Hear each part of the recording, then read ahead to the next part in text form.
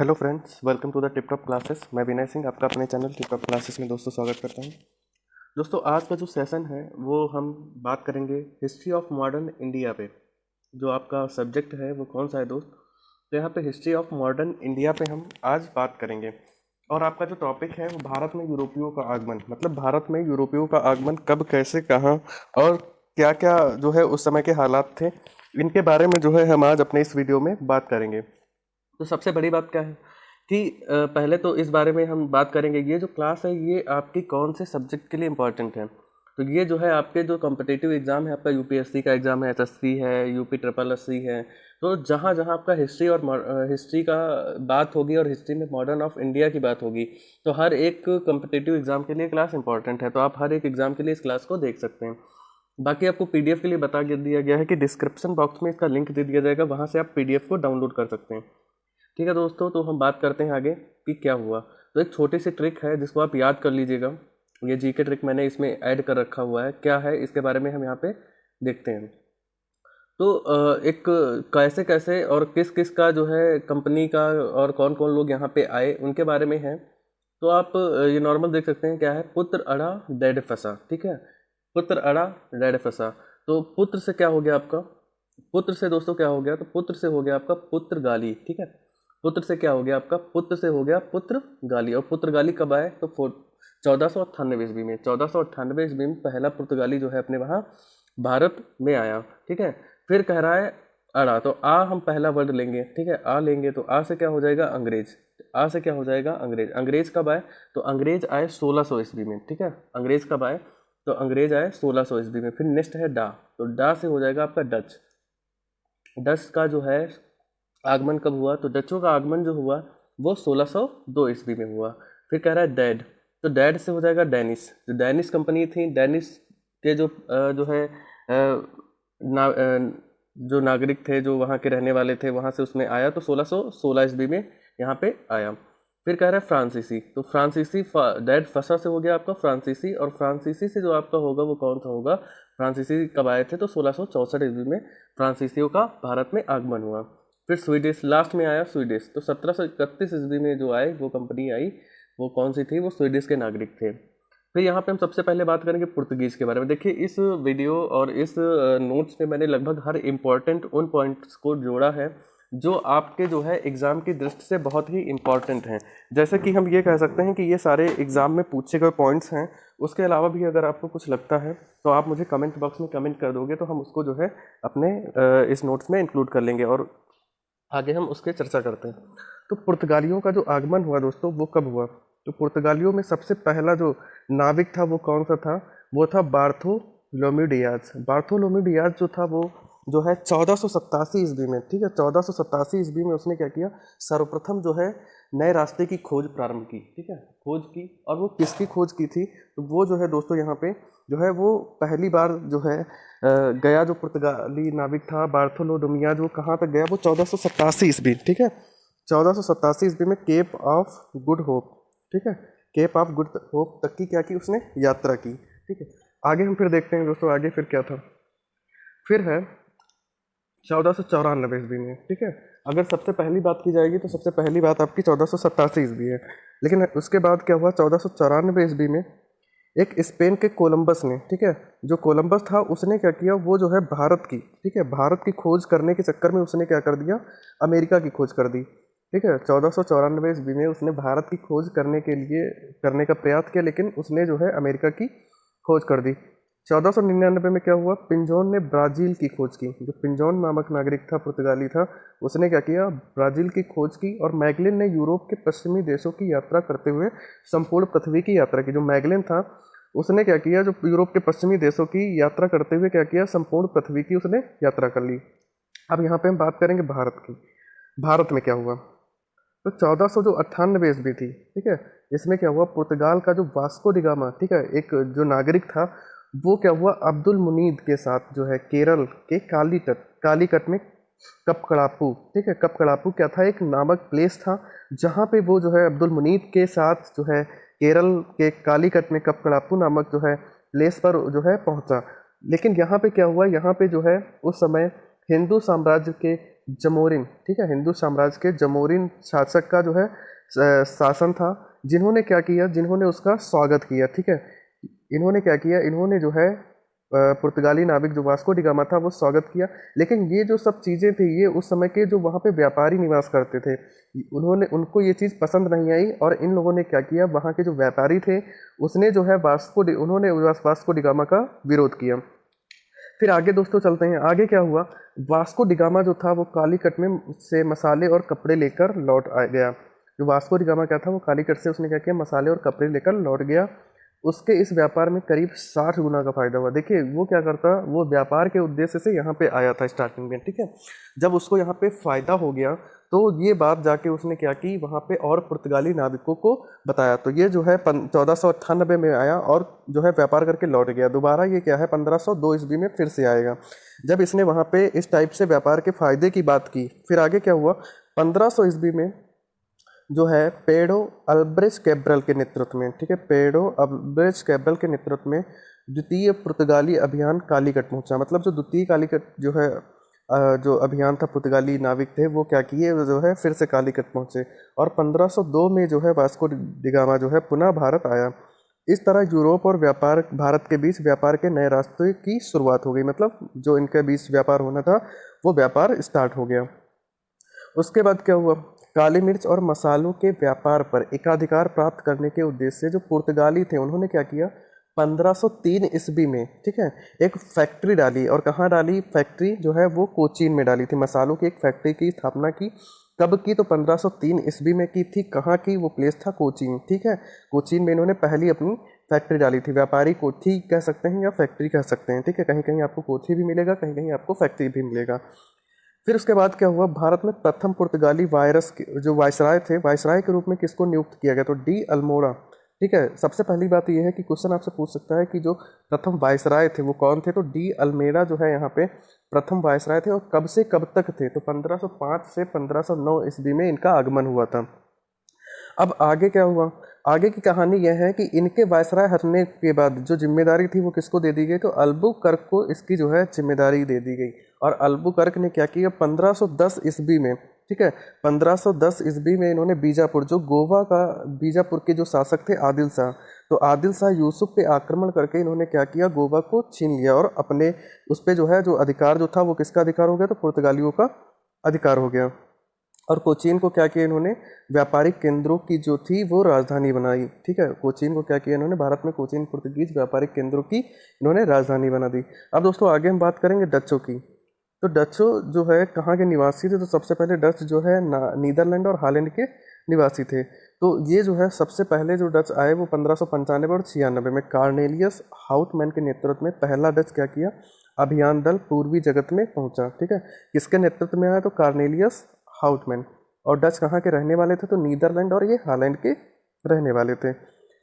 अब इन्होंने क्या किया, 1602 ईस्वी में, ठीक है, 1602 ईस्वी में हॉलैंड संसद के द्वारा प्रस्तावित में एक संयुक्त डच ईस्ट इंडिया कंपनी की स्थापना की। कब स्थापना की थी, तो 1602 ईस्वी में। डचों ने क्या किया, 1605 ईस्वी में मूसलीपट्टनम में प्रथम क्या किया, डच कारखाने की स्थापना की। जो उन्होंने प्रथम जो कारखाना स्थापित किया वो कब स्थापित किया था, तो 1605 ईस्वी में। और कहाँ किया, तो मूसलीपट्टनम। मूसलीपट्टनम मूसली है कहाँ, तो ये जो प्लेस है आपका ये आंध्र प्रदेश में है। कहाँ है, तो ये आपका जो है ये आंध्र प्रदेश में है, ठीक है, ये आंध्र प्रदेश में है आपका। फिर दोस्तों आगे फिर क्या होता है, फिर अंग्रेज़ की बात करते हैं। तो अंग्रेज़ क्या हुआ, अंग्रेजी जो शासन था वो कब से कब स्टार्ट हुआ, तो 1600 ईस्वी में ब्रिटेन की महारानी कौन थी, एलिजाबेथ टेलर, ठीक है, के प्रथम ने ईस्ट इंडिया कंपनी की पूर्व के साथ व्यापार के लिए 15 वर्षों के लिए अधिकार पत्र प्रदान किया। जो ब्रिटेन की महारानी थी एलिजाबेथ, जो आपकी एलिजाबेथ जो है टेलर जो है महारानी थी, इनके नेतृत्व में क्या हुआ, एक जो है समझौता किया गया। 15 साल के वर्षों के लिए जो है एक समझौता किया गया, जिसमें ईस्ट इंडिया कंपनी ने को पूर्व के साथ व्यापार के लिए क्या किया गया, एक अधिकार पत्र प्रदान किया गया। फिर आगे दोस्तों देखते हैं क्या होता है। आगे फिर ये हुआ 1608 ईस्वी में, ठीक है, 1608 ईस्वी में इंग्लैंड के राजा जेम्स प्रथम के दूत के रूप में जो कैप्टन हॉकिंस था वो सूरत पहुंचा, ठीक है। कैप्टन हॉकिंस जो है वो सूरत पहुंचा, जहां से वह मुगल सम्राट जहांगीर के से मिलने आगरा गया, ठीक है। जहांगीर से मिलने वो क्या किया, वहां से आगरा गया। फिर उसके बाद 1611 ईस्वी में क्या हुआ, मसूलीपट्टनम जो आपकी आंध्र प्रदेश में है, पहली जो है इन्होंने फैक्ट्री की स्थापना की। अगर पहली फैक्ट्री की स्थापना अगर अंग्रेजों की हुई वो मसूलीपट्टनम में हुई, कब हुई, तो 1611 ईस्वी में हुआ।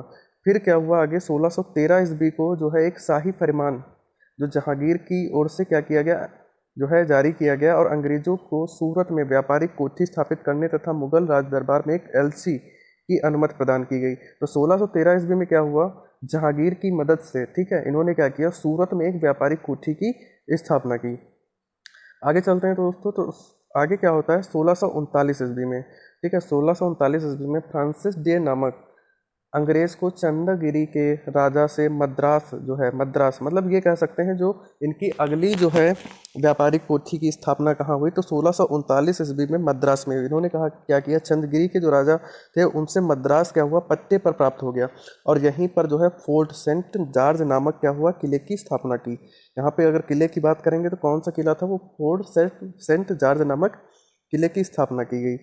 फिर दोस्तों हुआ ये कि 1661 ईस्वी में, ठीक है, 1661 ईस्वी में पुर्तगाली नाविक जो पुर्तगाली राजकुमारी थी कैथरीन ब्रेगांजा का विवाह जो है ब्रिटेन के राजकुमार चार्ल्स द्वितीय, ठीक है, जो ब्रिटेन के राजकुमार थे चार्ल्स द्वितीय से कर दिया गया। और जब इनका विवाह हुआ तो इनको दहेज के रूप में पूरे क्या हुई, बम्बई को दहेज के रूप में इनको प्राप्त हो गया। अब इन्होंने क्या किया, इन्होंने जो है इस बम्बई को व्यापार के लिए अंग्रेजी जो कंपनी थी ईस्ट इंडिया कंपनी को सन 1668 ईस्वी में इन्होंने क्या किया, 10 पाउंड, ठीक है, 10 पाउंड वार्षिक जो है किराए पर इन्होंने ईस्ट इंडिया कंपनी को व्यापार के उद्देश्य से जो है बम्बई को दे दिया।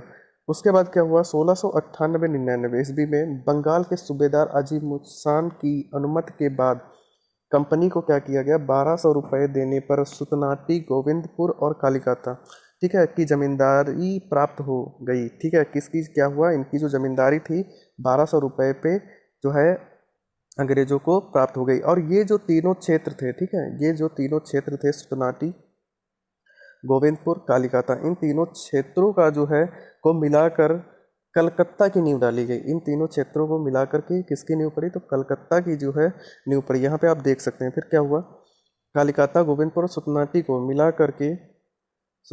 मिला करके आधुनिक कलकत्ता की नींव और किसने डाली, तो जॉब चारनाक, ठीक है, जॉब चारनाक ने क्या किया, जो है कलकत्ता, गोविंदपुर और सुतनाटी को मिला करके कलकत्ता की नींव डाली। फिर दोस्तों देखते हैं आगे क्या हुआ। फिर यह है 1717 ईस्वी को, ठीक है, 1717 ईस्वी को जान सुमरान के, ठीक है, जान सुरमान के नेतृत्व में अंग्रेजों ने क्या किया, अंग्रेजी प्रतिनिधियों का दल फरुखसियर के दरबार में उपस्थित हुआ। ठीक है, कंपनी के एक फरमान जारी किया। देखिए जो यहाँ पे कंपनी फरुखसियर का जो दरबार था बंगाल के नवाब में, तो इन्होंने के दरबार में क्या हुआ, एक फरमान जारी किया गया। इस फरमान में दोस्तों क्या था वो मैं बताऊंगा। इंग्लिश कंपनी के लिए फरमान था। इन्होंने जो है बंगाल के क्षेत्र में करयुक्त व्यापार के लिए, ठीक है, करयुक्त व्यापार के लिए इन्होंने 3000 रुपये वार्षिक मात्र के बदले बंगाल के जो क्षेत्र को क्या था वो करयुक्त व्यापार की अनुमति प्रदान की। ठीक है, इन्होंने अंग्रेजों को क्या हुआ 3000 रुपये प्रति वार्षिक की दर से जो है बंगाल में व्यापार करने के लिए अनुमति प्रदान की। और ये जो फरमान था इसको नाम दिया गया दस्तक। ठीक है, अगर दस्तक की बात करें, दस्तक क्या है, तो जो है बंगाल में नवाबों के द्वारा जो एक फरमान जारी किया गया था उसमें अंग्रेजों को बंगाल में 3000 रुपये वार्षिक जो है रुपए की दर से जो है व्यापार करने के लिए ये फरमान जारी किया गया। और कब जारी किया गया, तो 1717 ईस्वी में। फिर दोस्तों क्या हुआ, यही आगे चल के, ठीक है, यही आगे चल के क्या हुआ, इंग्लिश कंपनी और बंगाल के नवाब के बीच जो है संघर्ष का कारण बना। जो यही फरमान था आगे चल के इन दोनों के बीच जो है संघर्ष का कारण बना। फिर आगे है आपका डेनिश ईस्ट इंडिया कंपनी। तो डेनिश ईस्ट इंडिया कंपनी, तो अंग्रेज के बाद डेनिश 1616 ईस्वी में भारत आए। ठीक है, 1616 ईस्वी में कहाँ है, भारत आए। और 1620 ईस्वी में इन्होंने क्या किया, तंजौर जिले के ट्रंकेबोर में पहली फैक्ट्री स्थापित की। पहली फैक्ट्री जो है वो 1620 में स्थापित की। और 1676 ईस्वी में बंगाल के सीरमपुर में दूसरी फैक्ट्री डाली। और 1745 ईस्वी में फैक्ट्री जो है अंग्रेजों को बेचकर चले गए। ठीक है, अंग्रेजों को बेच दी और चले गए।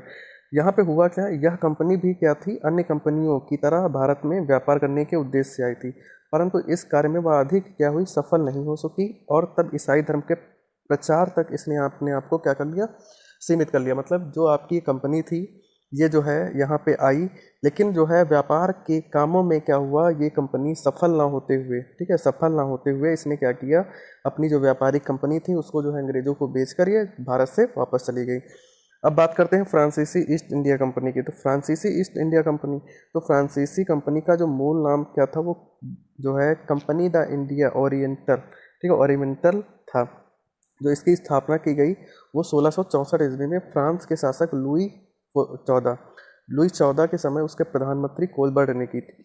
जो फ्रांस के प्रधानमंत्री लुई 14 थे, उनका जो प्रधानमंत्री था कोलबर्ट ने क्या किया, फ्रांसीसी जो है आपकी फ्रांसीसी कंपनी की जो है यहाँ पे स्थापना की। अब इसे पूर्व के साथ व्यापार करने की अनुमति दी गई। इसे पूर्व के साथ क्या हुआ, व्यापार करने की अनुमति दी गई। अब इनकी प्रमुख कोठी कौन कौन सी थी जहाँ पे इन्होंने व्यापारिक केंद्र जो है बनाकर व्यापार किया। 1668 में इन्होंने पहली कोठी की स्थापना की, जो कहाँ थी, सूरत में थी। 1669 ईस्वी में दूसरी कंपनी की स्थापना की, जो कहाँ थी, मसूलीपट्टनम में थी। फिर क्या हुआ, 1672 में इन्होंने तीसरी कंपनी की स्थापना की, जो कहाँ थी, सांथोमी मद्रास में। और 1673 में इन्होंने जो कंपनी की स्थापना की वो पांडिचेरी में। तो दोस्तों सबसे पहले जो नागरिक आया वो कौन था, वो भारत सबसे पहले नागरिक आने वाला पुर्तगाली नागरिक था जो वास्को डिगामा था। और वास्को डिगामा यहाँ पे आके जो है भारत की खोज के साथ साथ अगर सबसे लेट यहाँ पे रहे हैं तो वो पुर्तगाली ही रहे। 1961 तक पुर्तगालियों का यहाँ पे बोलबाला रहा, 1961 तक रहे। 1961 में जो है गोवा पे पुर्तगाली शासन था, जिसको भारत ने जो है अपने वहाँ भारत में मिला करके जो है इनको वापस भेज दिया। तो दोस्तों सेशन में कैसा लगा सेशन, कमेंट बॉक्स में कमेंट करके बताइए। पीडीएफ फाइल के लिए मैंने टेलीग्राम का जो लिंक है वो मैं यहाँ से आपको डिस्क्रिप्शन बॉक्स में प्रोवाइड करा दूंगा। बाकी कोई भी इंक्वायरी किसी भी क्लास के लिए जो है आप इस नंबर पे कांटेक्ट कर सकते हैं, ठीक है। दूसरी एक नई चीज़ मैं आपको बताना चाह रहा हूँ। दूसरी आपकी इन्फॉर्मेशन ये है कि हमारे वहाँ निःशुल्क जो है ऑनलाइन रजिस्ट्रेशन हो रहे हैं एनसीईआरटी बेस्ड क्लास के लिए। तो आप ये व्हाट्सअप नंबर है, इस पर जो है आप अपना नाम और व्हाट्सअप मोबाइल नंबर भेज सकते हैं, जिसके ज़रिए आपको यूपीएससी की और उससे रिलेटेड जो एनसीईआरटी बेस्ड सिलेबस है, एनसीईआरटी बेस्ड सिलेबस की आपको निःशुल्क क्लासेस दी जाएंगी। उसका कोई हमारे वहाँ क्लास नहीं होगा हमारे बेस्ट फैकल्टी के द्वारा। तो आप जो है इसको जल्दी से, अभी रजिस्ट्रेशन चल रहा है, जुलाई में आपकी क्लासेस स्टार्ट हो जाएंगी, तो जल्दी से जल्दी आप अपना रजिस्ट्रेशन करा लीजिए। जैसे ही कोई नई क्लास आएगी आपके साथ, तब तक के लिए हम फिर दोस्तों आपसे मिलेंगे। और अगर वीडियो को अभी भी लाइक नहीं किया है तो एक लाइक ज़रूर कर दीजिए। जल्दी ही नई क्लास के साथ आपकी हाजिर होंगे। तब तक के लिए दोस्तों नमस्कार।